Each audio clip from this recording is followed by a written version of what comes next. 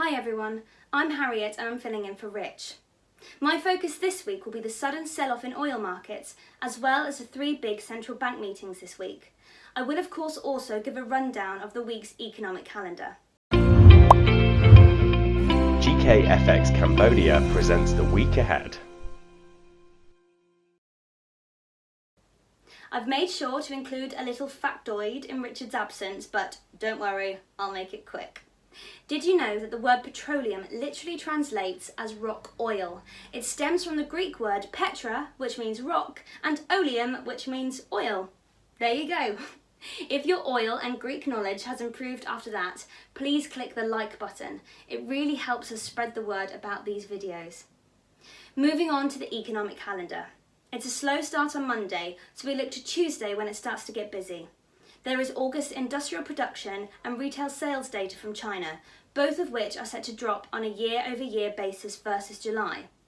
Then we have UK unemployment, Germany ZEW data, and US industrial production.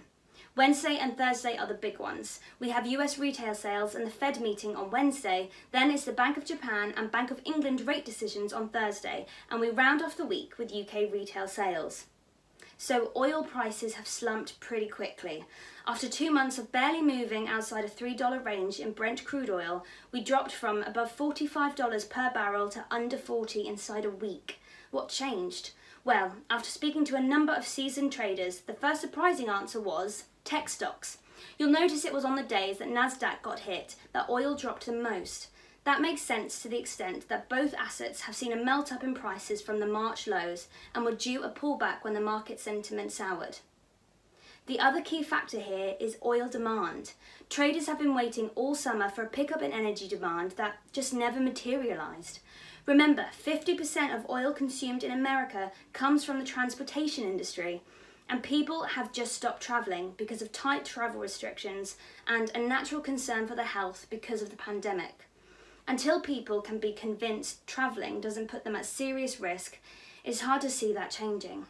So what could help oil bounce back?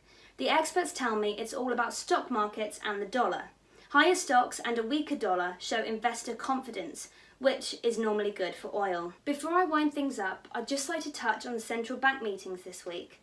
The Fed is always the big one, but Jay Powell already let the cat out of the bag at Jackson Hole with the news on average inflation targeting. What might actually be more interesting is how the Bank of Japan and Bank of England frame their own policy reviews around what the Fed has done.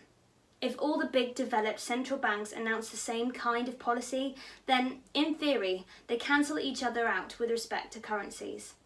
However, one asset that could do well if we see central banks acting together, saying they will tolerate higher inflation, is the best known inflation hedge, and that's gold. Right. Thanks everyone and good luck trading.